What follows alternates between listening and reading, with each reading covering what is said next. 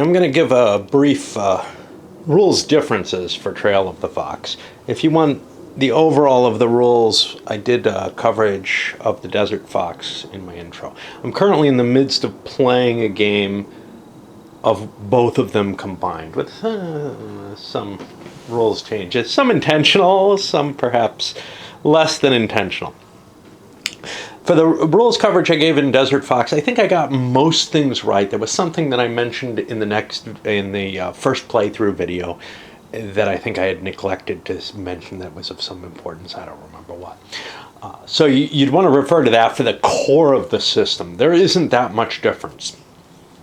And some of that may not be intentional, which I'll probably disregard because I think the design team of this game is completely different from the team that was involved in the original game. If you look at this, here's the original Desert Fox team and the Trail of the Fox. There's no one carried over from the period. Now this is the shift between SPI to TSR, and oh boy, the components definitely got degraded. The map still looks nice, although the colors don't match. But it looks like it was done by Simonson. It's not. I don't believe. I believe the artwork is... It's very funny. Let's see, Kristen Barazil, who did graphic design for the original. I don't have that here. I'm guessing this is Simonson, though. It's very well done. And it's amazing. The first few games done under TSR, and this is one of the earlier ones, seem to manage pretty good maps. The counters are a little crappy. They went with a glossy 4 connected counters that just didn't work very well, and maybe 8 connected, and that I had to kind of butcher when I clipped them. So you'll see some ugly counters there in play. And that's kind of a pity. I would much rather the matte finish that the Desert Fox had. Also, they've decided to add the French as their own nationality, which makes some sense in a lot of cases since they have their own rules over in Tunisia. But things like the Free French troops that were once considered part of the Commonwealth, well, if you replace the counters, and I am going to replace the counters, I haven't gotten around to that yet, but if you replace the counters from the Desert Fox with the Trail of the Fox counters, and there are a couple of reasons you want to do this, you have some kind of weird things where there are a couple of counters that are going to be French counters. Now, I think I do that replacement now. One of the reasons you want to do it is some things upgrade from infantry to motorized units to indicate upgrades that the Commonwealth forces or whatever, or French, in the case the Free French unit is actually upgraded, have undertaken. There's also the fact that units that didn't make it into Trail of the Fox are going to remain as their original Desert Fox units, which is a little weird. Same kind of situation I had in Desert Fox with the armor.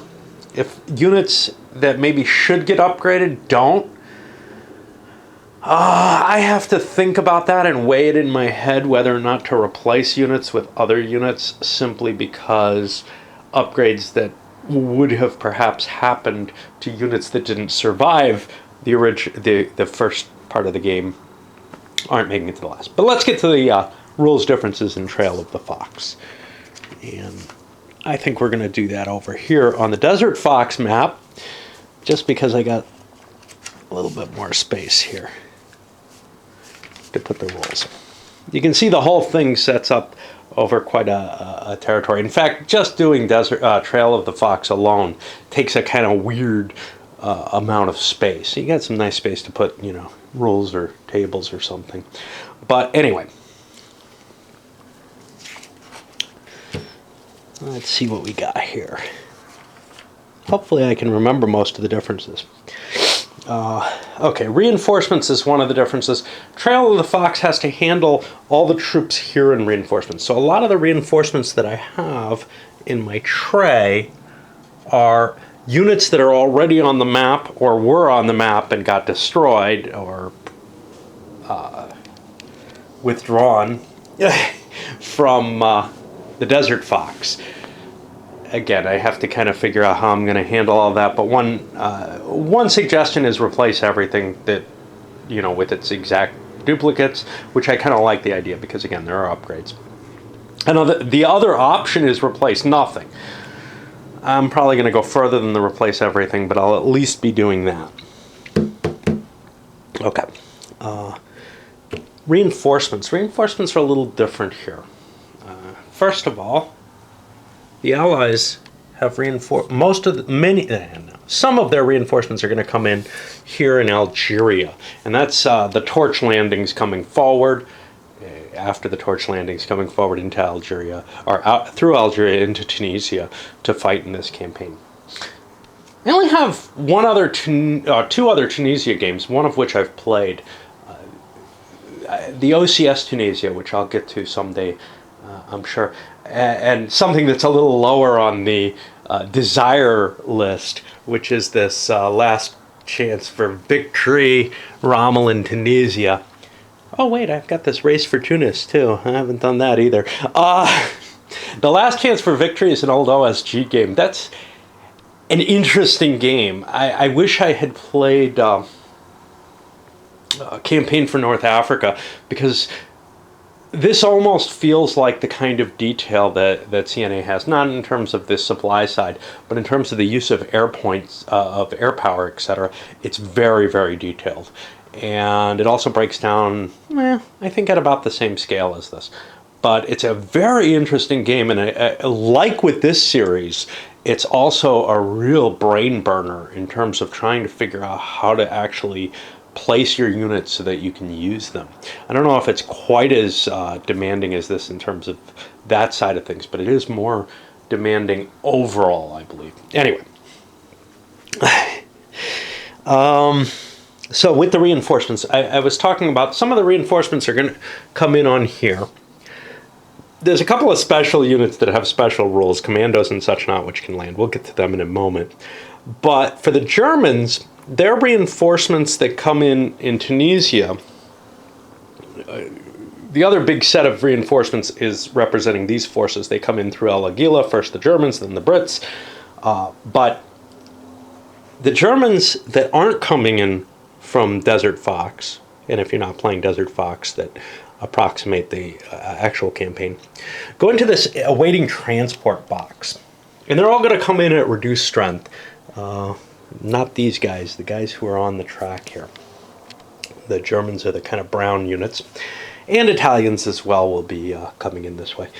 They can land at these ports, and they come in as reinforcements, no more stacking points than are listed, and you can replace some of those stacking points with supply points if you have supply points available to be shipped aboard. So the more ports you have, the more you can support your endeavors, and once you get down to a limited amount of ports, you're going to have a hard time getting reinforcements and supply points onto the board, and you have to make some tough choices there.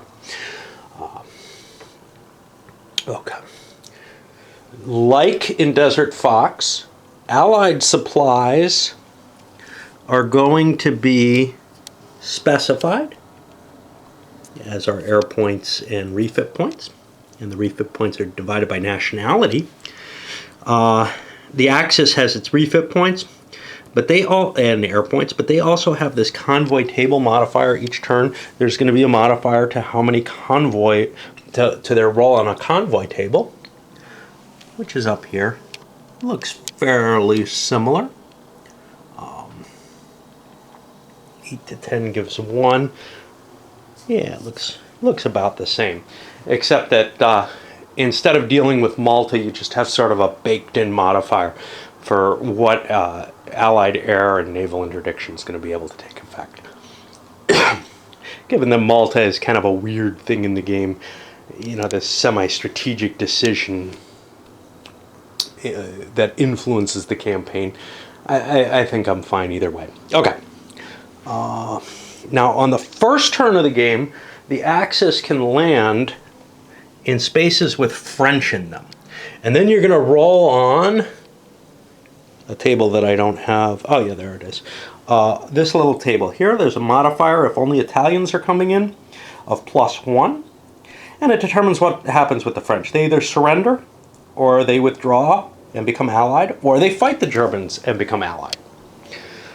So you have the French not ever actually becoming Axis forces. It's Third Reich that allows, and I think WIF that allows the Vichy French to perhaps support the Axis, depending on situations. Air support. So, like I said, air points come off the track just like in the original, but you also have these kind of airfield indicators. That's indicating the city of Tripoli itself.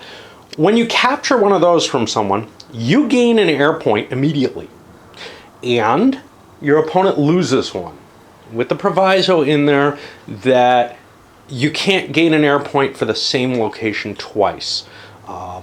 The rules seem to imply that the Axis can regain a point for Tripoli.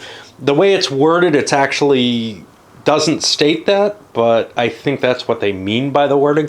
Unlike Desert Fox, and oh boy, do you have a interesting crew working on that. Designer's Berg, who is known for sloppy rolls, but the developer is Nick Karp. Now, Nick Karp is the guy who did Vietnam, and that is an absolute masterpiece. There's a few little ambiguities there, but this is someone who, you know, you'd obviously want developing your game. Not only does he nail things down, the rules to the original are unambiguous as far as I can tell about anything. But, you know, that real eye for detail there. But I think also he really kind of reined Berg in and helped his development process in a lot of ways. The Desert Fox is not your average Berg game. It's a masterpiece, though. There's no question. I should save that for the review. Okay. Yeah, if I remember then, right? Okay. Supply. A little difference in supply units here. You're allowed to stack 2 dumps in 1 hex. That's kind of strange. I think that may allow you to upgrade a fortification from 0 to level 2 in one big jump. I'm not positive of that. I haven't looked. I tried to find it in the rules, and it's not really clear that that's forbidden. But one thing it does allow is for you to, you know, create little pockets that are rich in supplies. Now that's especially important here for the Axis because there are no infinite supply sources for the Axis. The Allies get infinite supply through El Agila once they capture it, I guess. Again, an ambiguity, but also through these entry hexes. There are things that seem to indicate that El Agila becomes nothing important if you're playing the dual campaign. To me, it's just easier to make it the infinite supply source. That makes it less painful to rip up some of these dumps and reuse them somewhere else. Not that I'm limited by countermix, but just as a matter of promoting ease of play and not having to make extra counters and crap like that. Otherwise, well, it's not like you can supply your army very far in from El Agila. I mean, you'd have so many trucks carrying that supply. It's just not worth it. Right.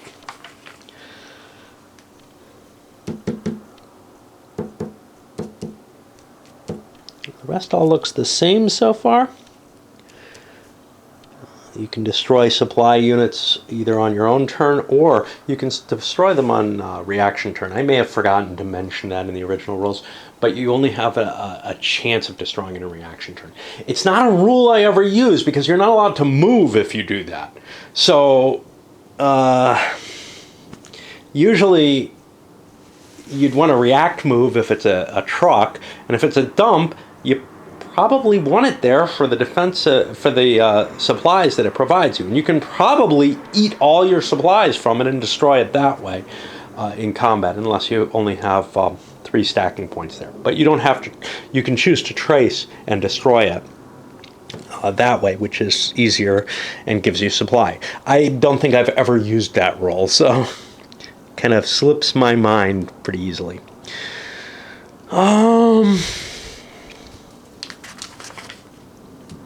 Rest of the rules look pretty much the same. Let's go hit the special units. That's a new rule there.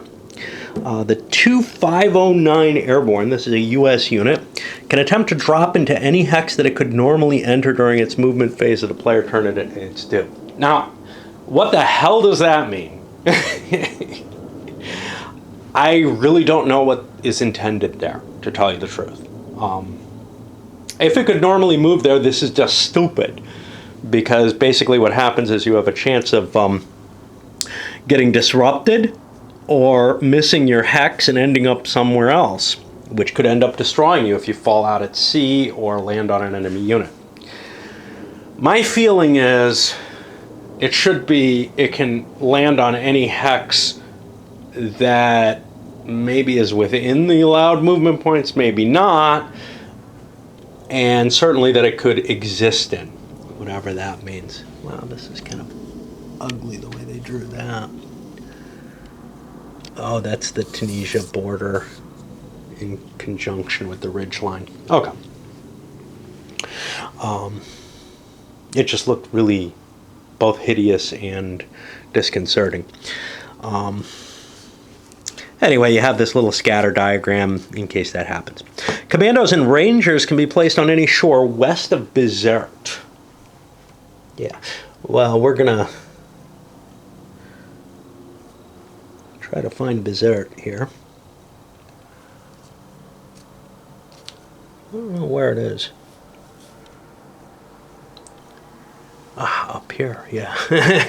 So, really in that initial push forward. And basically they're in supply when they land and can attack right away.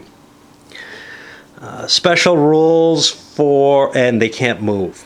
And neither can the paratroopers.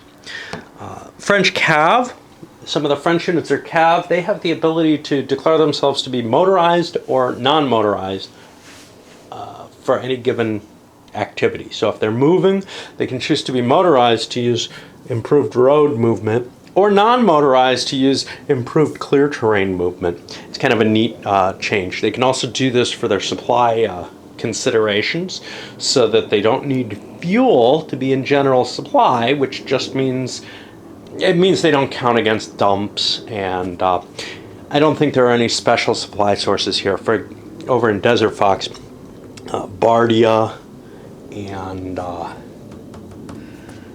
the Oases are special supply sources that only work for non-motorized stuff.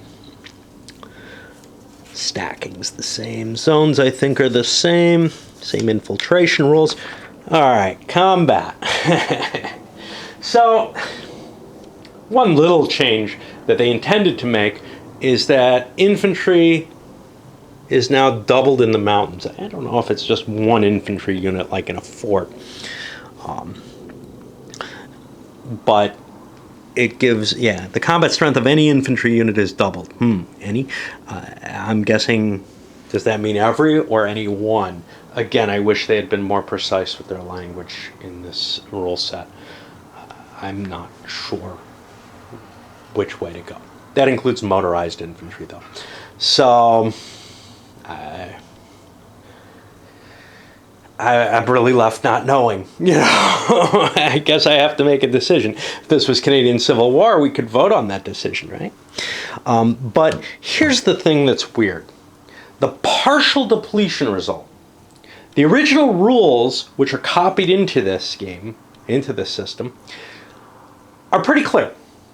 The attacker is allowed, the person who inflicts a partial depletion result in combat is allowed to pick any enemy unit in that combat to take the partial depletion. These rules are written the same way, but the example is written slightly differently. The example indicates that only units which have suffered a partial depletion. Remember, the defender suffers different results based on his morale level. So one unit in the stack may get a partial depletion. These rules seem to specify that that partial depletion, by the example only, and I don't always read examples, that partial depletion actually only affects the units that are affected by it. Now, the examples actually have flipped. The original game had an example which is the opposite. My feeling is that the designers of this game didn't really think about that, and to some extent said, that doesn't really make a lot of sense. It should only be the units that are suffering from that. I think the original catches it better. I think the reason for that is the unit that's taking the partial disruption could be being destroyed by a retreat result. And then partial depletion. Then that depletion has no effect on anything. And you can say, well, the unit's destroyed. What the hell? Yeah, except those extra units that were destroyed were counting towards the total strength of the whole stack. I really like the original rules better, so I'm going to stick with them. I feel like this was kind of a misinterpretation of the original rules and looking and saying, that example's wrong. Again, totally different design staff.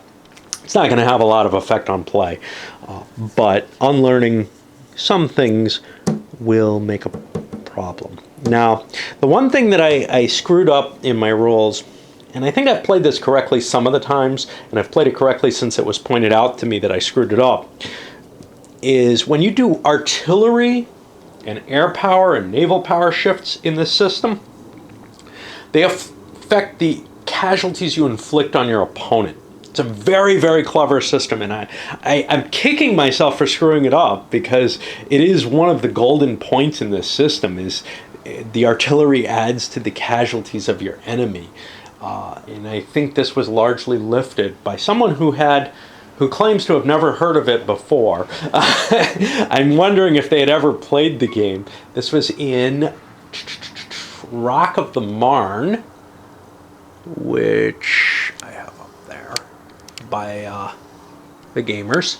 It's part of the Standard Combat series. It uses the same design. Column shifts for artillery support and for air support. And he actually wanted to do it that way, I think because of countermix limitations. He had some other plans in mind. And it's actually a really, really brilliant design to increase the damage by the support fire. It makes tremendous sense. Anyway, I think I screwed that up, and I also don't think I talked about anti-tank guns in the original rules description. So what those do is they give they subtract from the armor strength of the opponent. If you're attacking, they subtract 2 points each from armor strength. If you're defending, they subtract 4 points each from your enemy's armor strength points. But they've got to have armor for that to count. Of course, they also have some firepower of their own. 1 point of combat value. Refitting. Only difference here is you have more countries to deal with. Fortifications, I think, are the same. Let me see if there's a limit.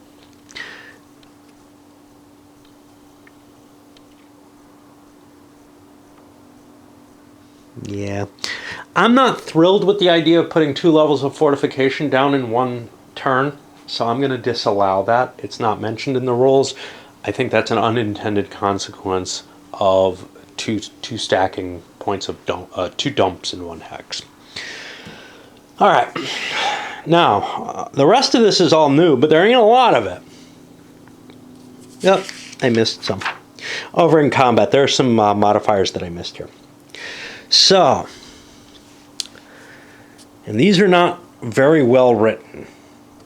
Combined nationality combat. If allied units of more than 1 nationality participate in the same attack, okay, that sounds like if they are attacking, a 1 column shift to the left is applied for that combat. This shift is applied to the combat column number before the die is rolled. So if you attack with multiple nationalities, you're going to take a penalty on the initial column that you choose. So, I should be using the chart over there, but if you had like a 4-to-1 in the rough here, that would normally start you on column 6. Instead, you start on column 5, and then you roll the die and add that to get your initial column, and then modify it by artillery and support points. Okay, for United States, though, the American forces in Tunisia, blah, blah, blah, lack of experience. On turns 1 through 4, all combats involving Americans, all combats, not all attacks, suffer a 1 column shift to the left against the Americans. What the hell is that supposed to mean? I think it's a 1 column shift penalty in either direction. I think the Americans are going to be bad at defense. They certainly didn't comport themselves terribly better on defense than they did on attack. So that's what I'm going to put into play there. But the way it's worded, it just doesn't make sense, you know? Is it a column penalty to the damage they do, or is it only on attack, or what are they talking about? Okay.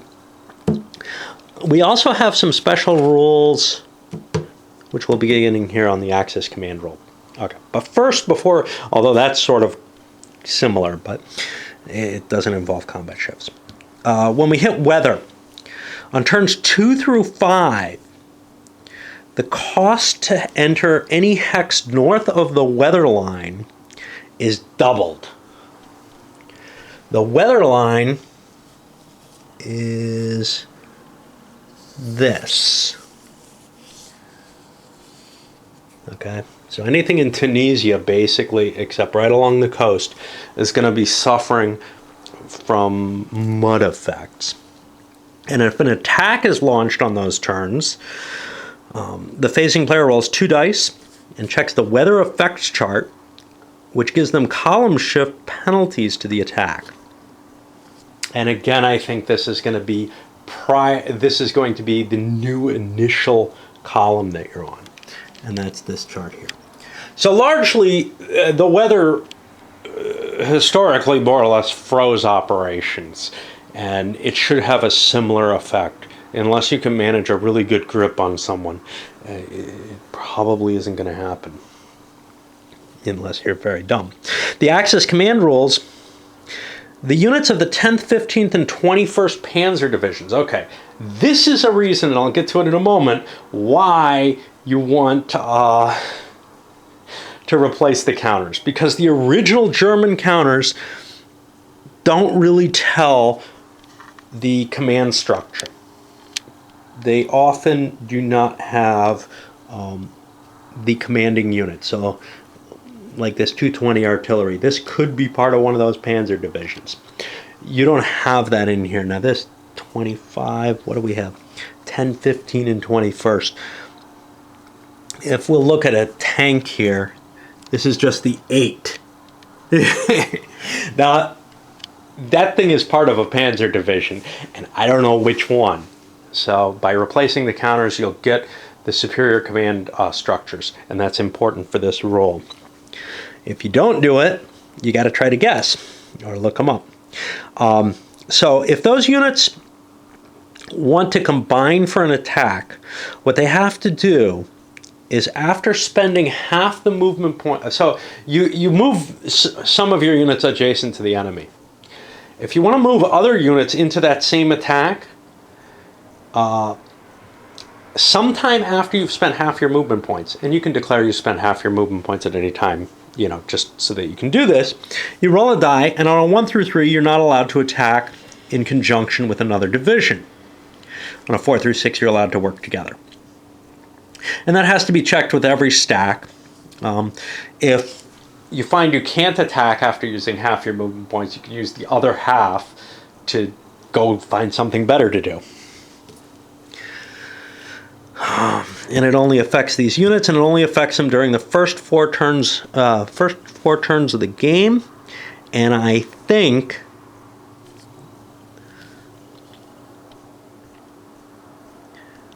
it may have something to do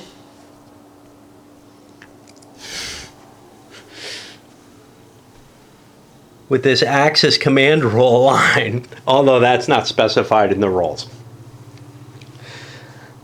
Don't know. All right. Well, like I said, we're playing the combined game, and the situation that we're in is not optimal in a lot of ways. I don't think I've ever played Trail of the Fox alone. I'm not sure I've ever actually played it, to tell you the truth. I've set it up as part of this combined game a couple of times, but I don't know if I've ever gotten there. I think I've called games sometime during the Desert Fox game. I would have called this one too, with that kind of, I'm halfway through and the Germans are up here and nobody's going to dislodge them, and they know they can't make it through to Alexandria, so they're just going to sit here. or, ah shit, I didn't take Tobruk, which is quite possible. I mean, you can screen Tobruk and defend this, but I don't generally do that. So I don't think I was in that situation too often. But you could, and you could still win that way. That was definitely pointed out to me. Just a minor victory. But if you don't take Tobruk and you don't push forward safely, you could get yourself in a position where, you know, it's clear I'm not going to win this. And do I want to play half the game, like I did on video, to get to this? Nah, I'll just do it some other time. I'll have another time of playing it. Well, that some other time finally came, 30 years later, and I'm finally playing the combined game out. We'll see how much more I go. But, and I already went through some of the transition rules that take place when you're playing the combined game. I don't think I need to discuss them more. You can look at them on the last video that I did on Desert Fox. At this point, I'm going to switch all the videos and start putting them on Trail of the Fox. And I'm going to add an entry to my list over on Board Game Geek for Trail of the Fox. This isn't a game of Trail of the Fox per se, but you know, the situation isn't that unlike it, except the Germans are going to try to hold El Aguila. The reason for that is, and by the way, if they capture this whole area, they could hold here. The reason for that is this is not bad terrain, and I've got several fallbacks. The majority of the Allied forces are the 8th Army. The landing forces for Torch, they're big. If I can move some units to help defend Tunisia, I think I'm better off overall. Now, if what I start seeing is that Tunisia is falling, I'm in deep shit. Because Tripoli is not defensible. Not more so from this side, but not so much from this side. So if I can't hold, you know, at least about here, I've got some serious problems. And if I'm holding here, I've got these. What's the victory condition? The victory condition in Trail of the Fox is the turn in which the Allies take all of the entry ports. And the entry ports have these parentheses, which indicate how many stacking points can come in. If the Allies take all the entry ports, now importantly, Tripoli is an entry port. It's the last one there. It's a big one. I don't know. Tunis is just as big. So there's kind of my problem, is if I can only defend one, I would rather be in Tunisia. But I think I can hold both for a good deal of the game. And I think I can improve my chances of holding one of them till the end of the game if I can hold this line, or this line, you know, or this Wadi line here, or something. We'll see. It could well be that I have to give Tripoli up and commit completely to the harsher, rougher terrain in Tunisia. But I don't want to make that decision as quickly as Rommel did. Of course, given my competence so far in this game, well, I'm not too bad on defense, but my competence with the Germans so far in this game with the Axis has been so low, it usually is pretty questionable, that I think it may be a mistake. Generally, whatever I'm thinking is probably a mistake in this game, I'd guess.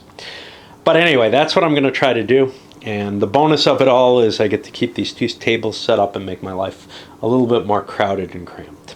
All right, let's send this one up, and then I'll get started on putting these on putting the new videos up. And this is a shorter game.